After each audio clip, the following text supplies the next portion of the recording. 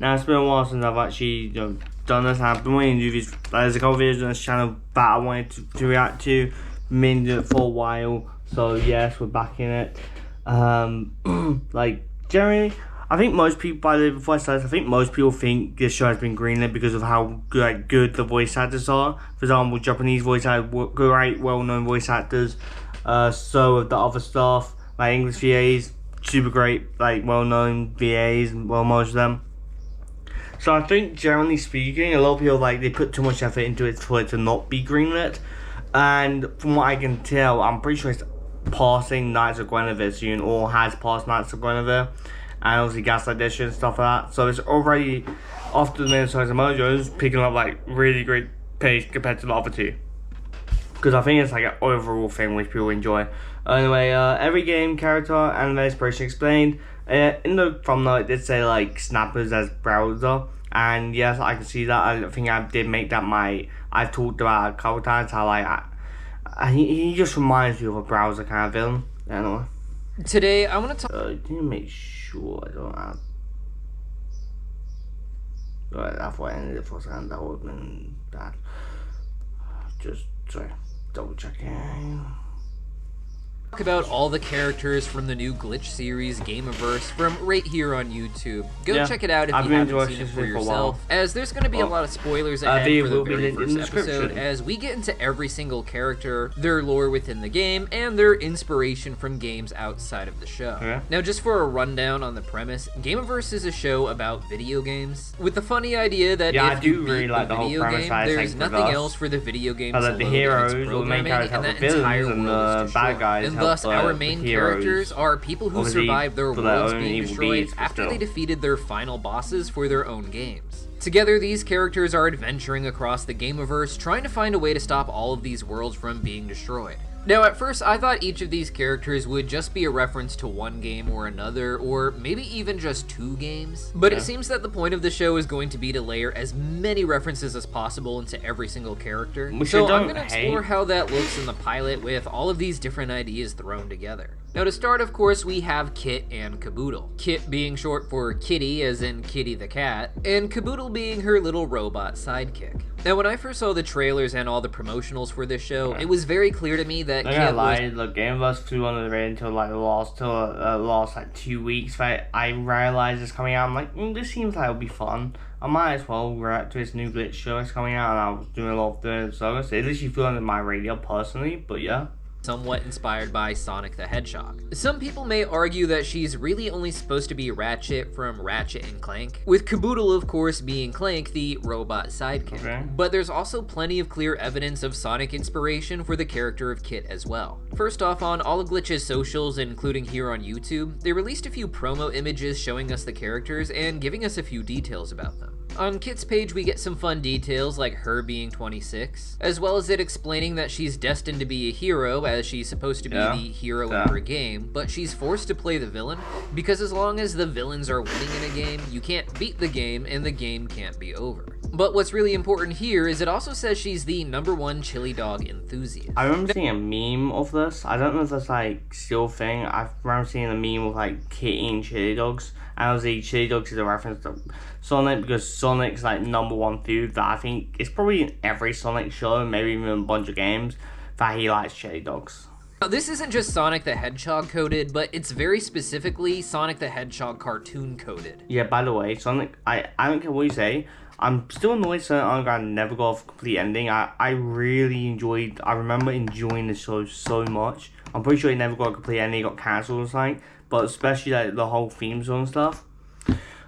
Really annoying, but yeah. Now, me personally, Sonic the Hedgehog was probably the greatest video game experience for me growing up. I started with Sonic 1, then got Sonic 2, and of course after that got Sonic 3 and Knuckles. Before taking a break until I got the Nintendo GameCube, where I'd be able to play Sonic Adventure and Sonic Adventure 2 especially. And oh, I didn't stop there. I went on to play Shadow the Hedgehog and Sonic Heroes, and I even tried Sonic 06 for a bit, but really gave up halfway through that one. Either way, I was a big Sonic the Hedgehog fan, and if you were in the 90s, a big part of that wasn't just the video games, it was also the Sonic cartoons. There were actually 3 Sonic American cartoons made by the company Deke, but only 2 of them are really well known, with those being referred to as The Adventures of Sonic the Hedgehog, the more comedic series, and then there being one that we all called Sat AM, because of course it aired on Saturday mornings. There was also another one which is really weird called Sonic Underground, but what's important here is that in all 3 of these, Sonic the Hedgehog is the number... Not gonna lie, I think I watched Adventures of Sonic 2, I can't remember. I've seen clips of it anyway,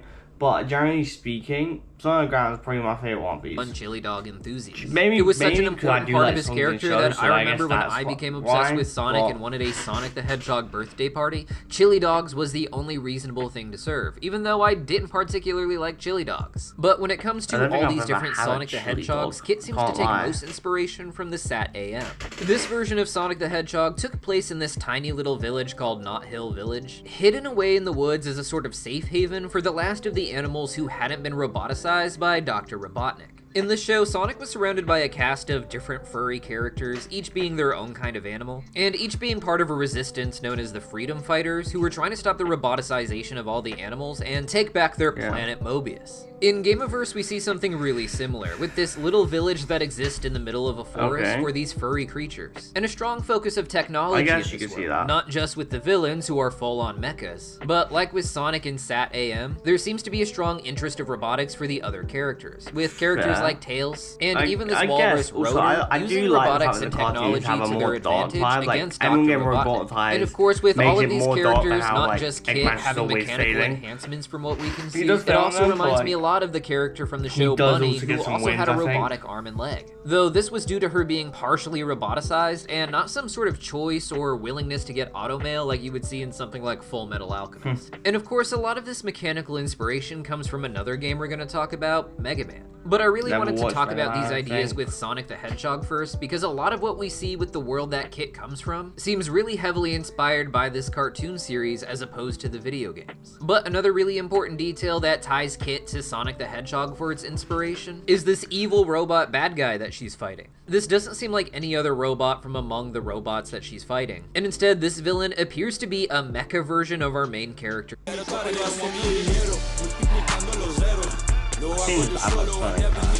Kit. This makes sense as Sonic the Hedgehog is going, I was like, I've seen this reference, the fact that like this is just a play on the fact that Sonic has his own enemy called Mecha Sonic, which is apparently going to be in the new Sonic movie when it drops. With Metal Sonics. And even this part here where this robot gets eaten by the other robot and turns into this giant monster thing seems really similar to the scene in Sonic Heroes where Metal Sonic becomes this giant monstrous version of himself that Sonic and the others of course have to defeat. We know that this world is also what we would call the Ratchet and Clank world, as Caboodle is actually from this world as well. He's not a character from some separate video game that's just happening to cross over after his world got destroyed. And instead, like Kit, he was there for the final battle against their metal boss, leading to everyone else they know being deleted. Now finally, when it comes to Kit, there is of course the Mega Man comparison, which is something really obvious from the canon on Kit's hand, which I absolutely love as a character choice for the record. I wasn't a huge Mega Man fan, and I just gotta say this, I've never played any of the games. But I actually had 2 different Mega Man anime that I grew up with, and I watched both of them. And because of that, I'd also go on to collect some of the Mega Man toys, with my favorite part being that you could switch around their different armored pieces. Since you would take off Mega Man's hand to replace it with the cannon, you could throw that on the other character's Zero. It was pretty cool. And it's even more cool to see that same idea being brought to life again in Gameoverse. Now, a really interesting reference within this to me was when Kit and Caboodle combined together so that Kit was wearing this awesome mecha suit. This completed it only gets used here and then near the end, so I'm assuming we'll see more of it in episode 2, because obviously Caboodle and Kit were separated most of the episode.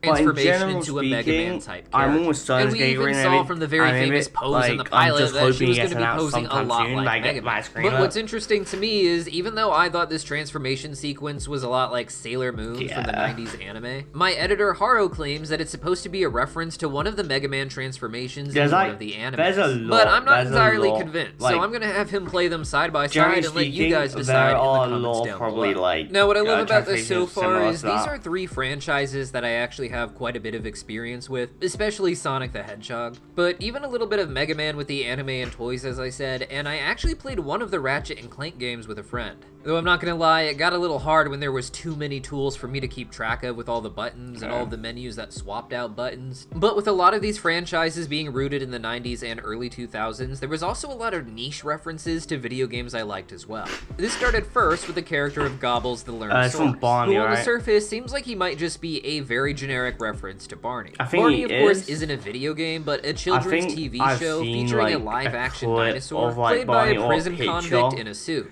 According to urban legends. Now, you would think that they just parodied Barney in order to be a very simple way to talk about children's learning games, which are often... And all people being really addicted to, like, Cocomelon, which I believe there was a whole controversy about that, which, yeah.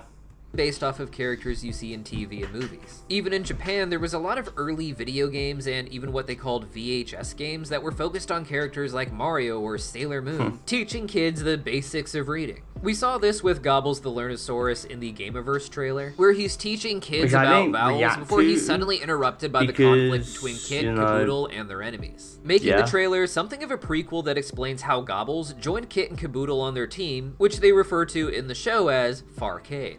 Now, something I don't think I noticed until our co-host Elle pointed it out to me was that these aren't just any early childhood learning games, but he's actually modeled after some really fun interactive CD-ROM games that I got to play as a kid, such as Freddy the Fish and Putt Putt, put out by Humongous Entertainment. These were old CD-ROM games that I absolutely adored as a kid, and I especially loved playing Putt Putt and changing his colors all the time. And I think I actually had two of the Freddy the Fish adventures, including their underwater western one. I'd actually love to dive deeper into these games, perhaps relating them to Gobbles from Gameoverse in order to do it. But God, if you didn't play them, you really missed out growing up. They were interactive CD-ROM, so it was less about the overall game for some of these, and more about just exploring different things. And this is really fun as a young kid because you just want this finite space to explore like a sandbox. The Freddy the Fish game had a lot of this as well, but along the way you were supposed to solve a mystery, and I gotta tell you, I was really angry when I played through the game, got it wrong, then played again in order to see what would happen if I had guessed it right, only for them to have switched the villain. It does give the game some replayability as each time you play, it's a different character who's the bad guy, but I don't remember the clues actually pointing to anyone in particular making them the bad guy, so you basically had to guess, or maybe I was just a dumb kid. Either way, this is the kind of character that Gobbles is based off of, and despite looking like Barney, you can see how it also hides the design of Freddy the Fish for his head, and a little bit of Putt Putt with his expression and colors. But of course, making it an obvious reference to Barney as well makes a lot of sense, and it ties it all together into an original character, I think. But the Freddy the Fish references don't end here, apparently, as in this episode, the characters ended up crashing into a video game for a character named Flappers. His name is Flappers, of course, because he's a dolphin, and everything is nautical and beach themed. But boys, there are a lot more video game references in this world to unpack than I thought. When I see a dolphin character and think about old video games, especially from the 90s, I think about Echo the Dolphin. This was a really interesting game that I had as a kid, but I'm pretty sure I wasn't playing it right, because it was a game where you're supposed to use your telepathic ability to communicate with other creatures in order to figure out how to solve the puzzles of the level. I was trying to play it more like Sonic the Hedgehog, as you could swim really fast as this dolphin character and get really far that way,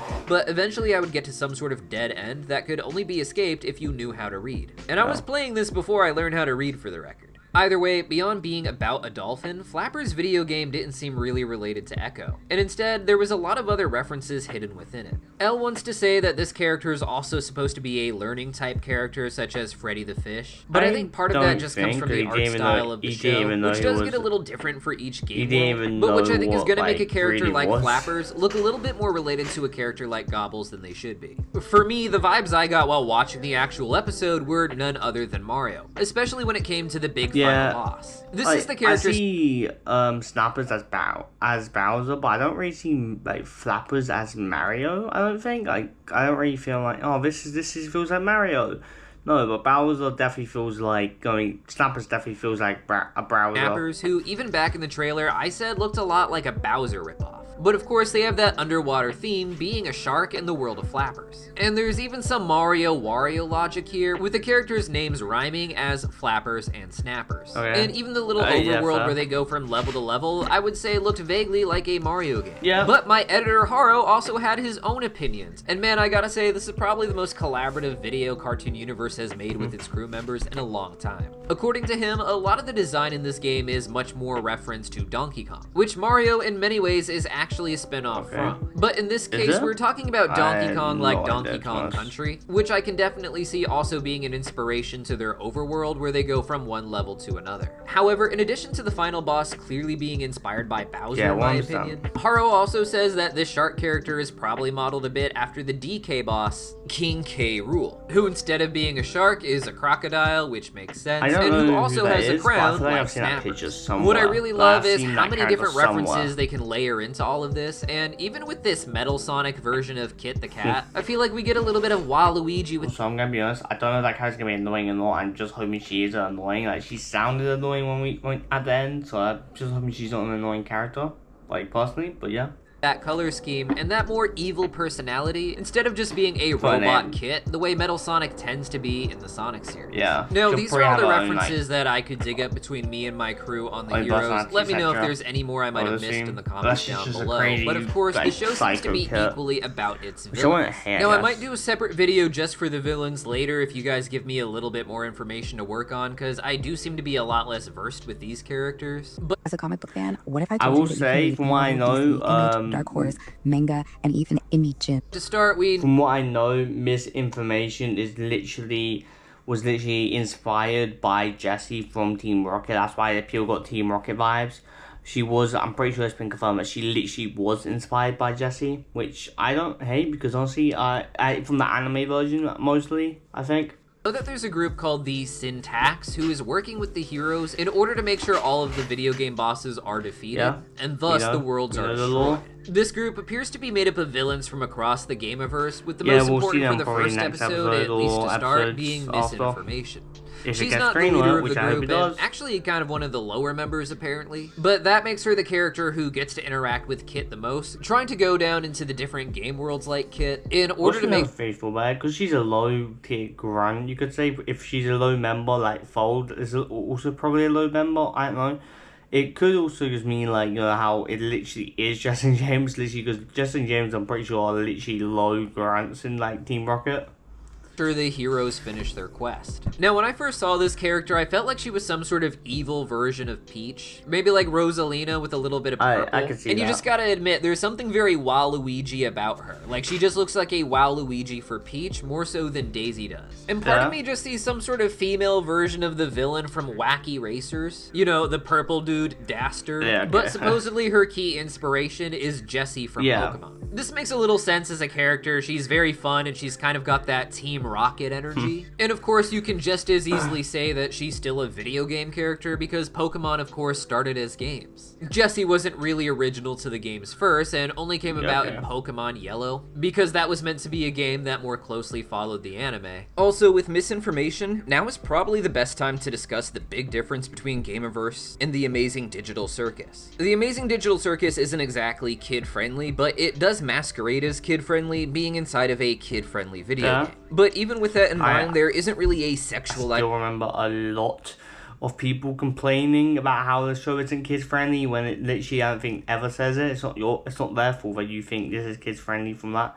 Also, what I don't know if it's up now, but like this episode 4 was not for kids. I don't know if it's like, of any of its characters, I would say, and that's definitely not true with Gameoverse. With both the show and other content creators talking about it, trying to use the wide appeal of characters like Misinformation and Kit the Cat. And it's pretty funny seeing how some of the thumbnails floating around are just Kit or Misinformation in their bathing suits. Now, the leader of this group is a character named Warwick, who's very ominous and seems to be from a more rated T for teen, or even maybe rated M for mature type game, with all of these probably just being the games in the collection of a gamer who's slowly getting older and playing more mature games, allowing more devilish characters like Warwick to go and infect the more innocent games, like Gobbles the Lernosaurus. There's endless games that this character could be a reference to, and just recently, since we were watching some of the honest, he looks like someone who's maybe killed a bunch of characters and then put them on him.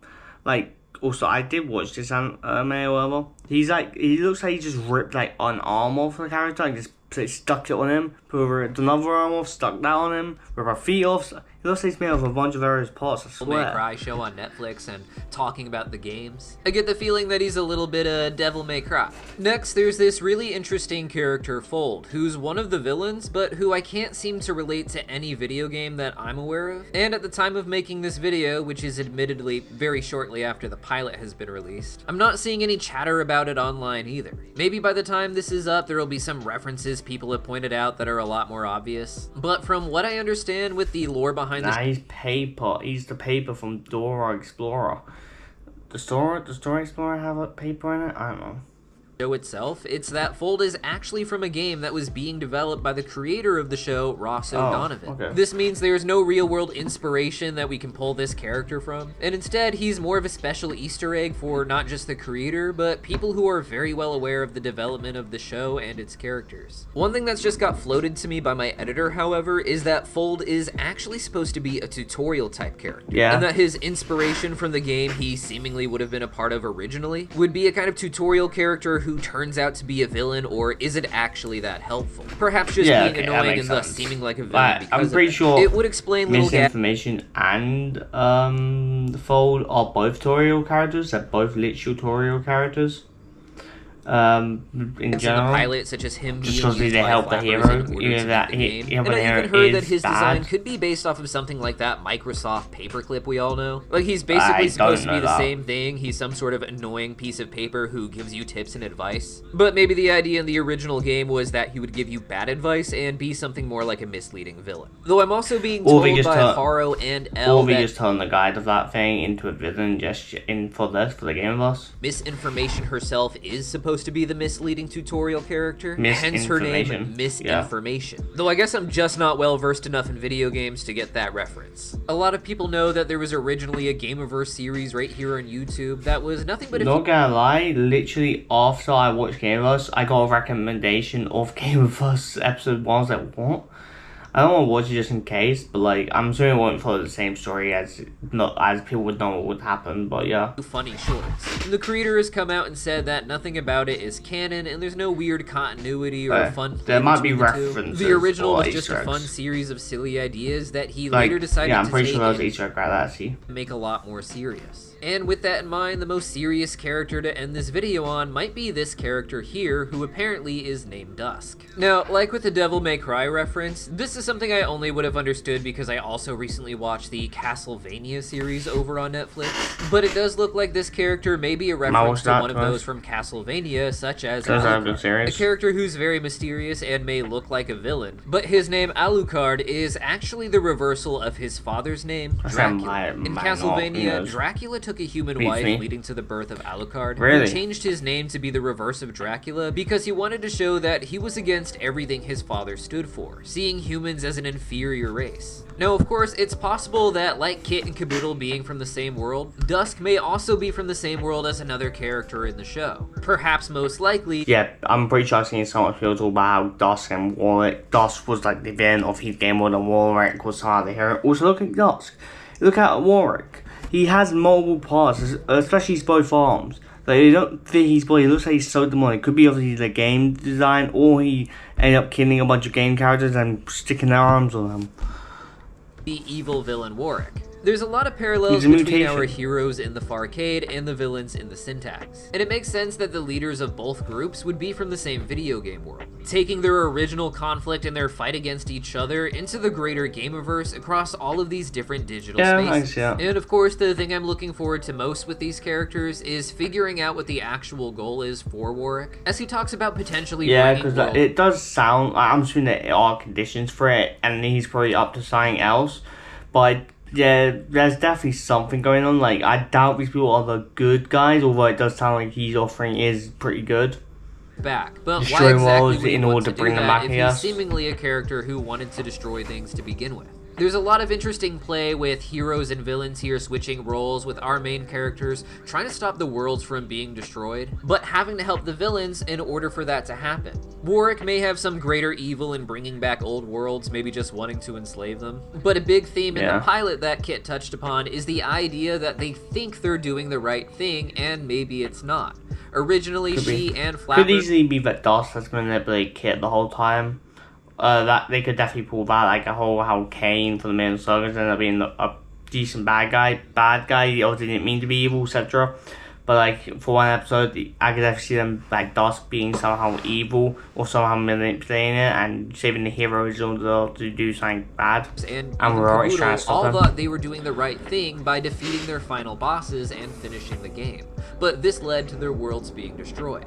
Now they're trying to stop other worlds from being destroyed. But what if, once again, this is just what they think the right thing is, and there's actually some greater good that they're missing here? It's a crazy setup for a new series, and people are apparently loving it so far, so I'm hoping it gets the green light really fast, and we see more episodes I'm also hoping maybe later this this year year or early next year. I know that may seem like a lot to ask for, as animation takes a lot of time, but I feel like with this animation style and lower frame rate, new episodes could be even closer than we think. If you guys like this, please go check out my video I did on The Last Unicorn here on our channel. It's a really fun mythological go check it out. This video will be linked in the darkest description. Go do that great stuff. Go watch these videos, etc. It gets into the really dark inspirations for unicorns, and the fallen angel narrative that unicorns were eventually. You guys might want for this ish game and putt-putt.